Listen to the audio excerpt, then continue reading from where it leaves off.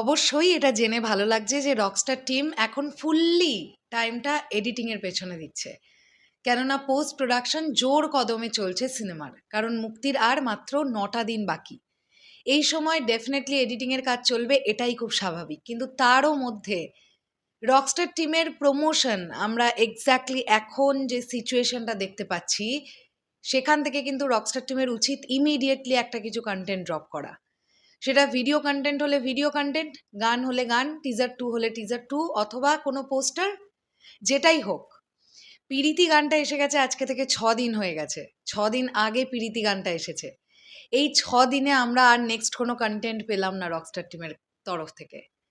কিন্তু এদিকে আমরা দেখতে পাচ্ছি যে এডিটিং টাইম বলে এই সিনেমার যিনি এক্সিকিউটিভ প্রডিউসার রিজুতি কিন্তু এই পোস্টটি করেছেন। এই স্টোরিটি আমরা তার ফেসবুক থেকে দেখতে পেলাম।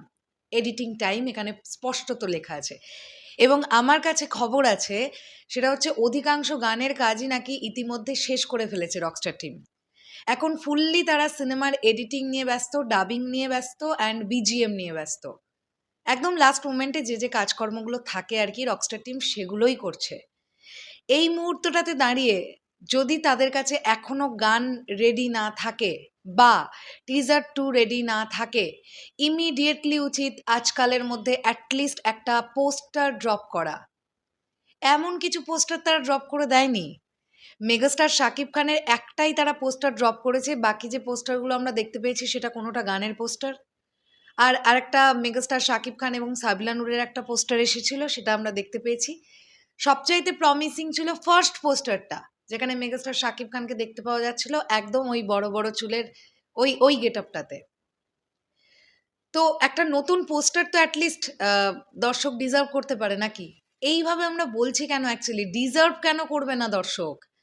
একটা সিনেমাকে তো প্রপারলি তাদের রিলিজের 8-9 দিন আগে সুন্দরভাবে প্রমোশনটা করতে হবে।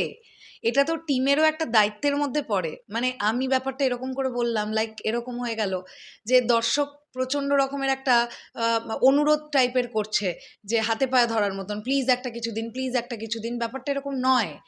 এখানে টিমেরও ডেফিনেটলি একটা কর্তব্য আছে যে রিলিজের 9 দিন আগে সিনেমাটাকে প্রচারণায় রাখবার জন্য কন্টেন্টটা ড্রপ করতে হবে তাদের।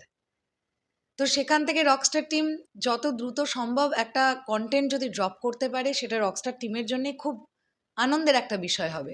কারণ যে পরিমাণ মেসেজ পাচ্ছি, দিদি গান কবে আসবে, দিদি টিজার 2 কবে আসবে, অনেস্টলি বলছি, আমি আবার ক্লিয়ার করে বলে দিচ্ছি, আমি খুব ছোট নগণ্য একজন কন্টেন্ট ক্রিয়েটার।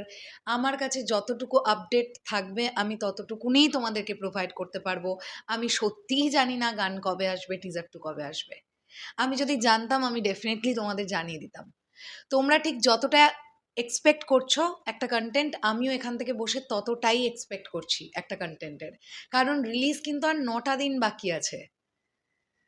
যাই হোক, এখন এডিটিং নিয়ে টিম ফুললি বিজি আছে, স্বাভাবিক ব্যাপার। কিন্তু তারপরেও বলবো একটা কন্টেন্ট ড্রপ করা উচিত।